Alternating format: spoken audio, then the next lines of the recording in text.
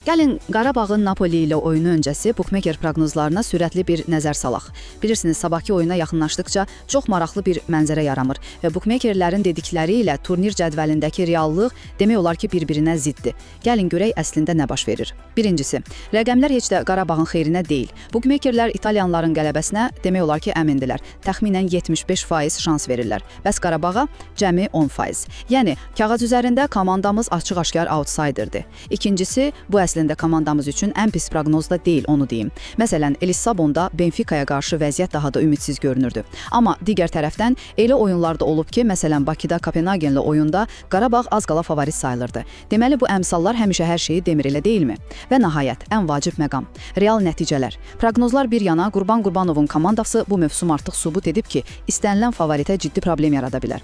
Gəlin turnir cədvəlinə baxaq. Qarabağ hazırda 7 xalla 15-ci yerdədir. Bəs kağız üzərindəki favorit Napoli cəmi 4 xalla 24-cü pillədədirlər. Bu fərq məncə hər şeyi deyir. Bir sözlə, bukmekerlər Napolini favorit göstərsə də, turnir cədvəli və Qarabağın indiyə qədərki oyunu tamamilə başqa bir hekayə danışır.